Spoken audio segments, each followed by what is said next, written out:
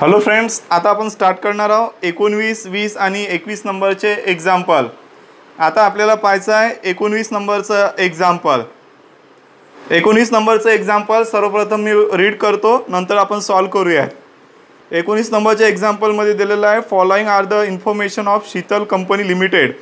2 वर्षाचं सेल आणि 2 वर्षाचं प्रॉफिट आणि लॉस। आतापर्यंत आपण 2 वर्षाचा प्रॉफिट पाहिला होता, बट या एक्झाम्पलमध्ये आपल्याला प्रॉफिट आणि लॉस दोन्ही बघायचं आहे।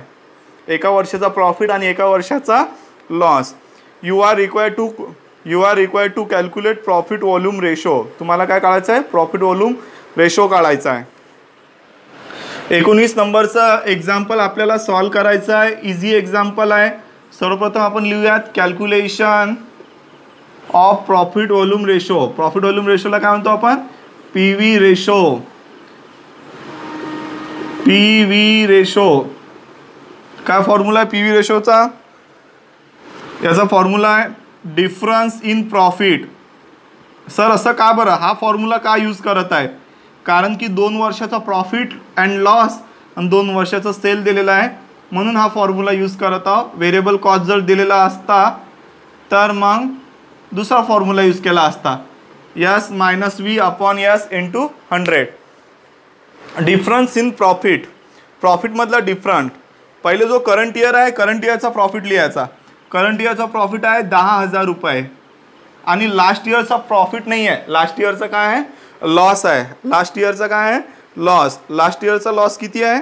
लास्ट इयरचा लॉस आहे 10,000 आणि लॉस आपण मायनसमध्ये लिहितो। लॉस कशात लिहितो आपण? मायनसमध्ये लिहितो। ठीक आहे। करंट इयरची सेल आहे 1,30,000। करंट इयरची सेल किती आहे? 1,30,000 आणि लास्ट इयरची सेल आहे 90,000 आणि गुणिला 100। बघा मायनस मायनस होणार आहेत प्लस, 10 होणार आहे 20। ठीक आहे। मायनस मायनस होणार आहे प्लस, 10 होणार आहे 20। 1,30,000 मधून 90,000 गेले तर किती राहतात? 40,000। म्हणजे किती पर्सेंट होणार आहे? 50%। किती पर्सेंट होणार आहे? 50%। म्हणजे पहिला 19 नंबरच्या एक्झाम्पलचा आपला पीव्ही रेशो किती आहे? 50%। अशा प्रकारे 19 नंबरचं एक्झाम्पल संपलं। आता आपल्याला 20 नंबरचं एक्झाम्पल बघायचं आहे। 20 नंबरच्या एक्झाम्पलमध्ये 1990 आणि 1991 बद्दल इन्फॉर्मेशन दिलेली आहे। 1990चा सेल आणि लॉस दिलेला आहे। लॉस म्हणजे मायनसमध्ये, लॉस म्हणजे मायनसमध्ये, आणि 91चा सेल आणि प्रॉफिट दिलेला आहे। आपल्याला कॅल्क्युलेट करायला सांगितलेलं आहे। फर्स्ट याच्यात पीव्ही रेशो, सेकंड याच्यात margin of safety Wien profit ₹1,600। ठीक आहे। बघा आता 20 नंबरचं एक्झाम्पल पाहणार आहोत आपण। 20 नंबरचं एक्झाम्पल पाहणार आहोत। Example number 20। Example number 20 calculation. First काय विचारलं? फर्स्ट विचारलेलं आहे PV ratio. Calculation of PV ratio. Calculation of PV म्हणजे profit volume ratio. PV ratio कसा काढायचा sir? PV ratio is equal to difference in profit upon difference in sale into 100। Difference in sales into 100। Difference in profit, आपलं current year 91 आहे। 91चा profit किती आहे? 20,000 आणि 90चा profit नाही आहे, 90चा लॉस आहे 20,000। लॉस आपण मायनसमध्ये लिहितो। लॉस कशात लिहितो आपण? मायनसमध्ये। 91ची सेल आहे 4,40,000 आणि 90ची सेल आहे 2,40,000 इंटू 100। 20 प्लस 20 किती होणार आहे? 40। प्लस का बरं सर? मायनस मायनस प्लस होणार। 440 मायनस 240 2 लाख इंटू 100 म्हणजे किती पर्सेंट होणार आहे? हे होणार आहे 20%। पीव्ही रेशो किती पर्सेंट होणार आहे? 20%। फर्स्ट। आता सेकंड पाहायचं आपल्याला। सेकंड याच्यात विचारलेलं आहे मार्जिन ऑफ सेफ्टी। सेकंड याच्यात काय विचारलेलं आहे? Margin of safety. Calculation of margin of safety. पहिले मार्जिन ऑफ सेफ्टीसाठी कोणता फॉर्म्युला यूज करायचो आपण? मार्जिन ऑफ सेफ्टीसाठी फॉर्म्युला यूज करायचं, sales minus break even point.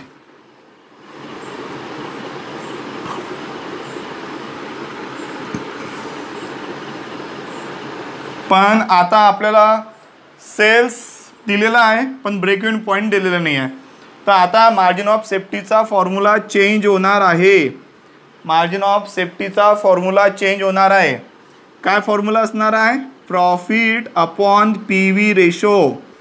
Margin of सेफ्टीचा फॉर्म्युला चेंज झाला आता, कारण की आता ब्रेक इवन पॉईंट दिलेलं नव्हतं तर आणि आपल्याला क्वेश्चनमध्ये प्रॉफिट दिलेला आहे. तर हा फॉर्म्युला यूज करायचा, profit upon P V ratio. Profit upon P V ratio. Profit किती आहे? 1600. पी व्ही रेशो किती आहे? 20%. पर्सेंट म्हटलं तर भागीला 100. येथे भागीला 100 आहे, येथे डिवाइड 100 आहे, वरती गेल्यावरती मल्टिप्लाय 100 होणार आणि डिवाइडला 20 ॲज इट इज. आता मल्टिप्लाय डिवायडेशन करायचं आहे. 1600 गुणिला 100 भागीला 20, 8000. मार्जिन ऑफ सेफ्टी किती आहे आपली? 8000. मार्जिन ऑफ सेफ्टी आहे 8000. अशा प्रकारे 20 नंबरचं एक्झाम्पल संपलं. आता आपल्याला पाहायचं आहे 21 नंबरचं एक्झाम्पल. 21 नंबरच्या एक्झाम्पलमध्ये 4 व्हॅल्यू काढायच्यात आपल्याला. लॉंग एक्झाम्पल होणार आहे. पहा, लक्ष द्या.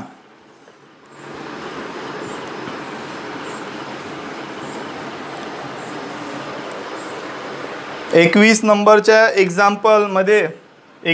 एक्झाम्पल सॉल्व करणार आहोत. सर्वप्रथम आपल्याला पी व्ही रेशो विचारलेला आहे. दिलेलं काय आहे? सेल दिलेला आहे 84-85चा, प्रॉफिट दिलेला आहे 84-85चा आणि calculate the following P V ratio. पहिले पी व्ही रेशो कॅल्क्युलेट करायला सांगितलेलं आहे. Calculation of P V ratio. P V ratio काय फॉर्म्युला आहे? Difference in profit upon difference in sale. Difference in profit upon difference in sale into 100. Difference in profit upon difference in sale into 100. Profit current year म्हणजे 85. 85चा profit आहे 400 आणि 84चा profit आहे 1000. 85ची sale आहे 18,000 आणि 84ची sale आहे 20,000 आणि into आहे 100. -600 भागीला -2000 गुणिला 100. 30%. पी व्ही रेशो किती निघते आपला? 30%. मायनस मायनस कट होऊन जातील. बी मध्ये विचारलेला आहे फिक्स कॉस्ट. बी मध्ये काय विचारलेलं आहे? Fix cost. फिक्स कॉस्ट काढायचा आहे. Calculation of fix cost. Fix कॉस्टसाठी प्रॉफिटचा फॉर्म्युला यूज करायचा, S into P V ratio minus profit. Sale पहिल्या वर्षाची म्हणजे 84ची सेल घ्यायची 20,000. पी व्ही रेशो आहे 30%. पर्सेंटमध्ये म्हटलं म्हणजे भागीला 100 करावं लागते आणि पहिल्या वर्षाचा प्रॉफिट आहे 1000 रुपीज. म्हणजे बघा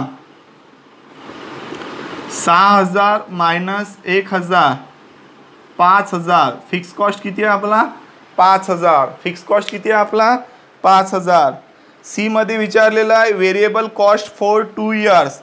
सी मध्ये विचारलेला आहे व्हेरिएबल कॉस्ट फॉर 2 इयर्स. बघा येथे लिहूयात आपण calculation of variable cost for 2 years. 2 वर्षासाठी आपल्याला व्हेरिएबल कॉस्ट काढायची आहे. बरोबर. पहिले 84साठी काढूयात. पहिले व्हेरिएबल कॉस्टचा फॉर्म्युला तर लिहूयात. पहिले सेल लिहायचं, सेलमधून फिक्स कॉस्ट मायनस करायचं आणि नंतर प्रॉफिट मायनस करायचं. हा आपला कशाचा फॉर्म्युला आहे?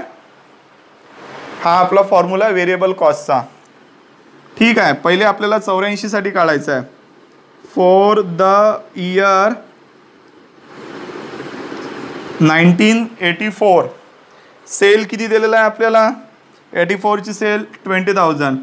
फिक्स कॉस्ट सेमच असते 5,000. प्रॉफिट किती आहे? 1,000. म्हणजे किती होणार आहे? 14,000 काय होणार आहे आपलं व्हेरिएबल कॉस्ट होणार आहे 84चा. नंतर 85चा काढायचा आपल्याला. For the year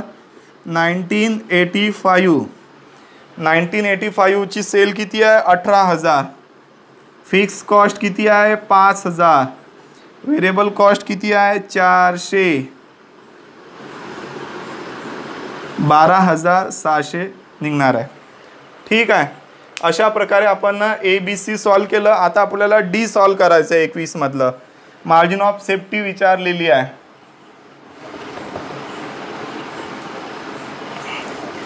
margin of safety विचारलेली आहे आपल्याला. एक्झाम्पल नंबर 21 मधलं D. एक्झाम्पल नंबर 21 मधलं D.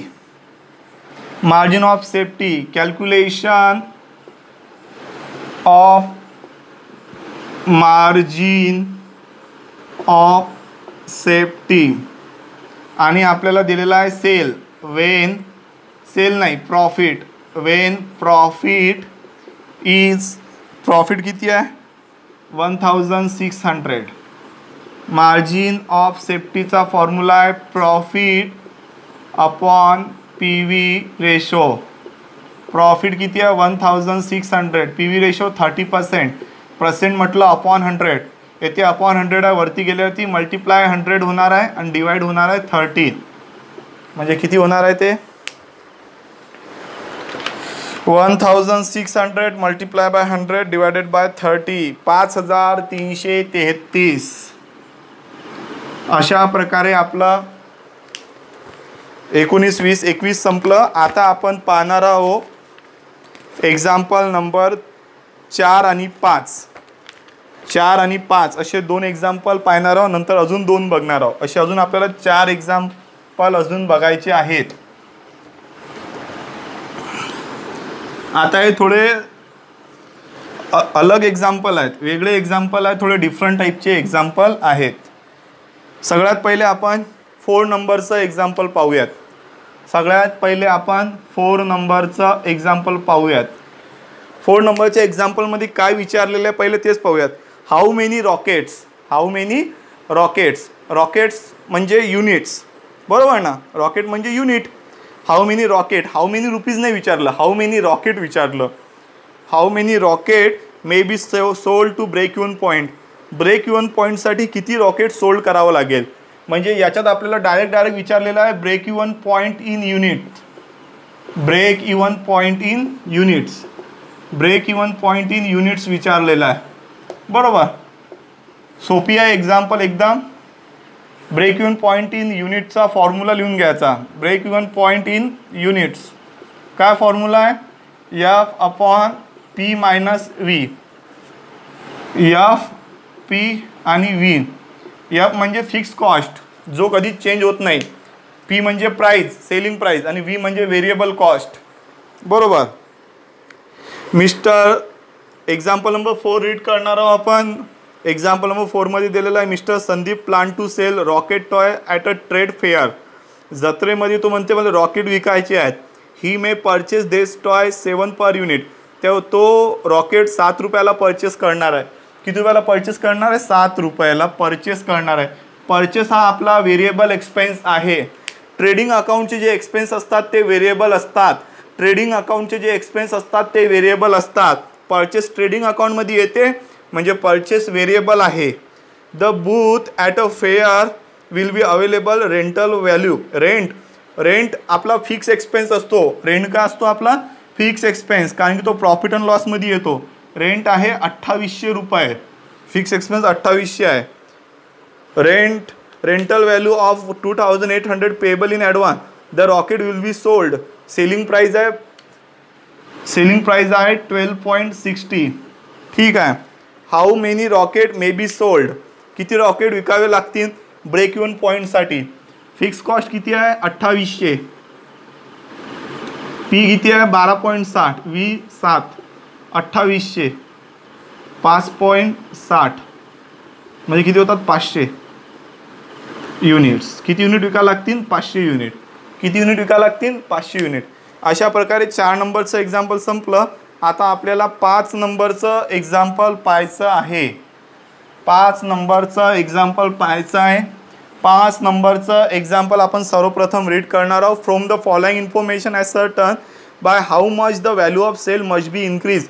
किती सेल इन्क्रीज करावं लागेल by the company to reach. इच नाही आहे, ते रीच आहे. REACH. इच नाही आहे, रीच आहे ना. Reach the level of break even point. How much the value of sale must be increase. किती सेलची व्हॅल्यू इन्क्रीज करावं लागेल जर ब्रेक इवन पॉईंटची लेवल आपल्याला रीच करायची असेल तर. ब्रेक इवन पॉईंटपर्यंत पोहोचण्यासाठी किती सेल वाढवावी लागेल, किती सेल वाढवावी लागेल.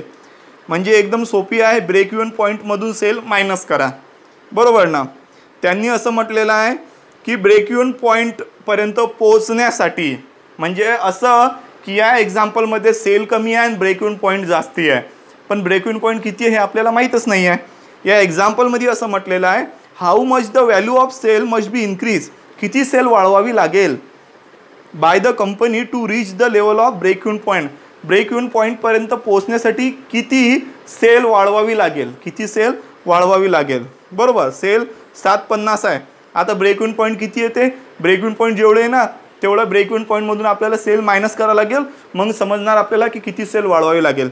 तर पहिले आपल्याला काय काढावं लागते, break even point. Example number 5 काय काढावं लागते आपल्याला, पहिले ब्रेक इवन पॉईंट. पहिले ब्रेक इवन पॉईंट काढूयात आपण इन रुपीज. रुपीजमध्ये ब्रेक इवन पॉईंट काढूयात. F/1 - V upon P. Fix expense किती दिलेला आहे, 3,75,000 फिक्स कॉस्ट. 1 - V म्हणजे व्हेरिएबल कॉस्ट 5 लाख आणि P म्हणजे सेल. सेल किती दिलेला आहे, 7,50,000. काय करूयात आता, 4 शून्य हे उडवा, 4 शून्य हे उडवा. 3,75,000 जतच्या तसे. 75 × 75, 75 म्हणून 50 गेले 25 आणि 75 जतच्या तसे. 75 × 75, 75 1 75 -50 25, 75 ॲज इट इज. 3,75,000 जतच्या तसे. 75 येथे भागीला आहे, वरती गेला ती काय होणार आहे, गुणीला, आणि भागीला 25 जतच्या तसे. 75 येथे भागीला आहे, वरती गेला ती गुणीला होणार आहे, भागीला 25 जतच्या तसे. 3,75,000 गुणीला 75 भागीला 25, 11,25,000. येथे ब्रेक इवन पॉईंट किती येत आहे, 11,25,000. किती सेल वाढवावी लागेल, म्हणजे increase sale. Increase sale. Sale किती वाढवावी लागेल, break even point minus sale. Break even point 11,25,000 आहे आणि सेल आहे फक्त 7,50,000, म्हणजे 3,75,000 रुपयानं आपल्याला 3,75,000 रुपयाने आपल्याला सेल वाढवावी लागेल. अशा प्रकारे 5 नंबरचं एक्झाम्पल संपलं. आता आपल्याला पाहायचं आहे 10 नंबरचं एक्झाम्पल. ते पण खूप जास्त इंटरेस्टिंग होणार आहे. 10 नंबरचं एक्झाम्पल खूप जास्त इंटरेस्टिंग होणार आहे. आपण सर्वप्रथम 10 नंबरचं एक्झाम्पल रीड करूयात. 10 नंबरचं एक्झाम्पल रीड करूयात आपण. 10 नंबरच्या एक्झाम्पलमध्ये आपल्याला विचारलेलं आहे calculate break even point and margin of safety. 10 नंबरच्या एक्झाम्पलमध्ये ब्रेक इवन पॉईंट आणि मार्जिन ऑफ सेफ्टी दोन्ही विचारलेलं आहे. 10 नंबरच्या एक्झाम्पलमध्ये ब्रेक इवन पॉईंट आणि मार्जिन ऑफ सेफ्टी दोन्ही विचारलेलं आहे. थोडं वेगळ्या टाईपचं एक्झाम्पल आहे. Cost per unit, cost of material 10 रुपये. कॉस्ट ऑफ मटेरियल किती दिलेलं आहे, 10 रुपये. कॉस्ट ऑफ मटेरियल मी तुम्हाला म्हटलेलं आहे व्हेरिएबल एक्सपेन्स म्हणजे ट्रेडिंग एक्सपेन्स. ट्रेडिंग अकाउंटचे जे खर्च असतात त्यांना व्हेरिएबल एक्सपेन्स म्हणतात. मटेरियल कुठे येते, मटेरियल म्हणजे परचेस ट्रेडिंग अकाउंटमध्ये. लेबर म्हणजे वेजेस ट्रेडिंग अकाउंटमध्ये. आणि व्हेरिएबल कॉस्ट ते बी ट्रेडिंग अकाउंटमध्येच येते. तर व्हेरिएबल एक्सपेन्समध्ये 3 व्हॅल्यू येणार आहेत. व्हेरिएबल एक्सपेन्समध्ये किती व्हॅल्यू येणार आहेत, 3 व्हॅल्यू येणार आहे. 10 नंबरचं एक्झाम्पल पाहत आहोत आपण.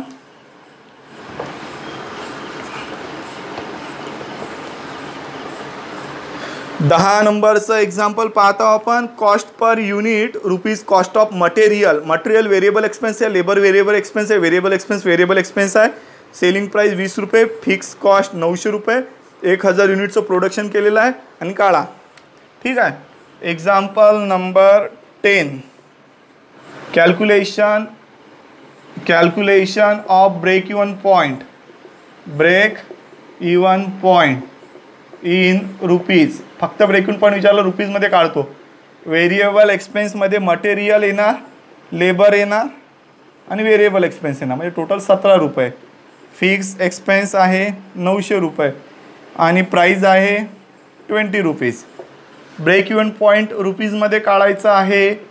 ब्रेक इवन पॉईंट इन रुपीजचा formula F upon 1 minus V upon P.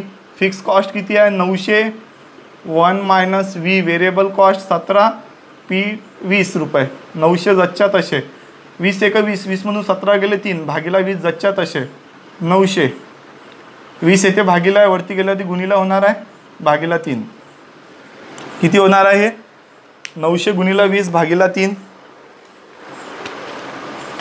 900 गुणीला 20 भागीला 3, 6000. Break even point in rupees किती येते आपलं 6000. बट आपल्याला अजून काय विचारलेलं आहे, मार्जिन ऑफ सेफ्टी पण विचारलेलं आहे आपल्याला. Calculation of margin of safety, margin of safety. Margin of सेफ्टीचा फॉर्म्युला काय, sales minus break even point. Sales minus break even point. Selling price तर 20 रुपये दिलेली आहे सर, पण 1000 युनिट्सचं प्रोडक्शन करत आहो ना आपण, 1000 युनिट सेल करत आहो ना आपण, म्हणजे सेलिंग प्राईस किती होणार आहे 20,000. ब्रेक इवन पॉईंट 6,000, म्हणजे हे 20,000 बरोबर ना. आणि 20,000तून जर 6,000 गेले तर किती राहते 14,000. मार्जिन ऑफ सेफ्टी किती येणार आहे आपलं 14,000. अशा प्रकारे 10 नंबरचं एक्झाम्पल संपलं. आता आपल्याला सगळ्यात लास्टवालं 22 नंबरचं एक्झाम्पल पाहायचं आहे.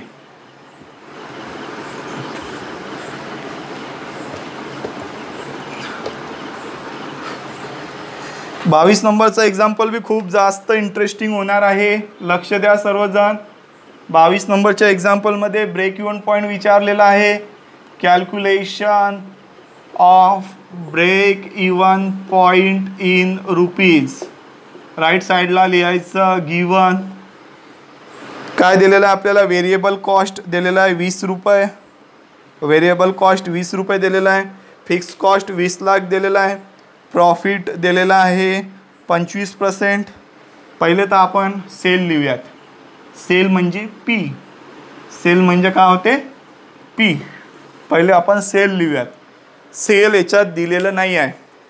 सेल दिलेला आहे का आपल्याला नाही, पण प्रॉफिट दिलेला आहे की टोटल कॉस्ट होती 25% प्रॉफिट घेऊनच आपण सेल करत आहोत. बरं ठीक आहे, ठीक आहे. तर बघा सगळ्यात पहिले तर आपण व्हेरिएबल कॉस्ट लिहिणार आहोत. सगळ्यात पहिले काय लिहिणार आहोत आपण, व्हेरिएबल कॉस्ट 20 रुपये आहे. व्हेरिएबल कॉस्ट किती आहे 20 रुपये. 5 लाख युनिट होती, 20 रुपयाने किती रुपये होतात 1 करोड. तर व्हेरिएबल कॉस्ट किती होते 1 करोड. तर बघा आपण सगळ्यात पहिले काढूयात calculation of selling price. Selling price काढायची आहे आपल्याला बरोबर. प्रॉफिटबद्दल काय म्हटलेलं आहे, प्रॉफिट 25% ऑन टोटल कॉस्ट बरोबर. पहिले काढा टोटल कॉस्ट. टोटल कॉस्ट कसं निघणार sir, variable cost plus fix cost बरोबर, म्हणजे टोटल कॉस्ट निघणार आहे. टोटल कॉस्ट म्हणजे काय, variable cost plus fix cost. Variable cost किती आहे 1 करोड. 1 करोड व्हेरिएबल कॉस्ट आहे 1 करोड. आणि फिक्स कॉस्ट किती आहे 20 लाख. फिक्स कॉस्ट किती आहे 20 लाख. म्हणजे टोटल कॉस्ट किती होते 1 करोड 20 लाख. 1 करोड 20 लाख हे टोटल कॉस्ट. ठीक आहे. आपल्याला सेलिंग प्राइस काढायची आहे. फॉर्म्युला यूज करायचा आहे total cost into percentage of profit upon 100. हा फॉर्म्युला यूज करायचा आपल्याला. टोटल कॉस्ट किती आहे 1 crore 20 lakh. Percentage of profit किती आहे 25 भागीला 100. ठीक आहे. पण आपल्याला काय काढायचं आहे सेलिंग प्राइस काढायचं आहे. आपल्याला सेलिंग प्राइस काढायचं आहे. सेलिंग प्राइस काढण्याच्या पूर्वी पहिले आपल्याला काढा लागते प्रॉफिट. पहिले काय काढा लागते आपल्याला? प्रॉफिट.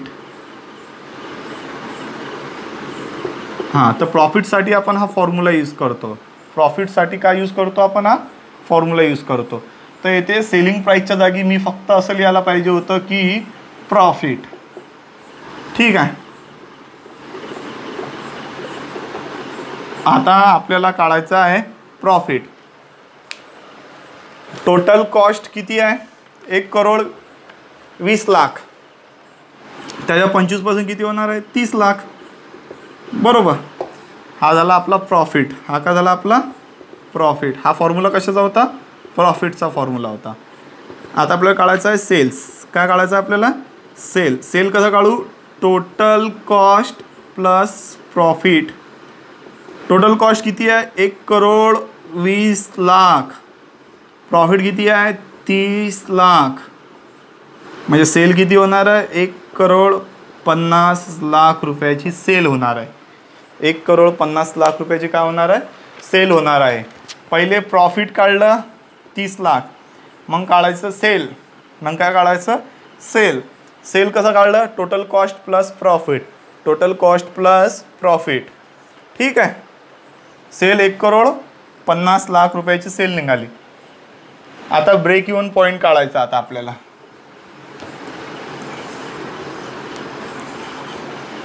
ब्रेक इव्हन पॉईंट काढायचा आता आपल्याला. बघा, राईट साईडला लिहत आपण गिवन. सेल किती निघालं? 1,50,00,000. Variable cost 1,00,00,000.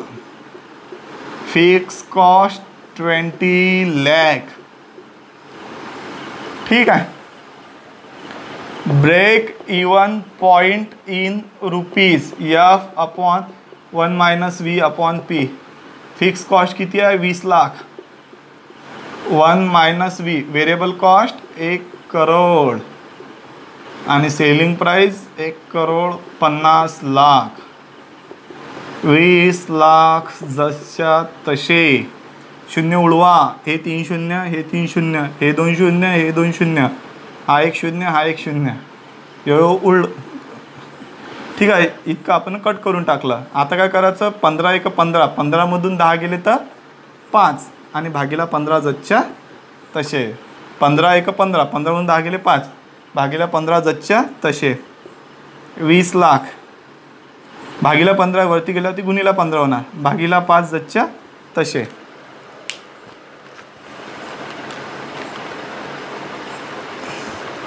20,00,000 किती होणार आहे? 60,00,000 होणार आहे.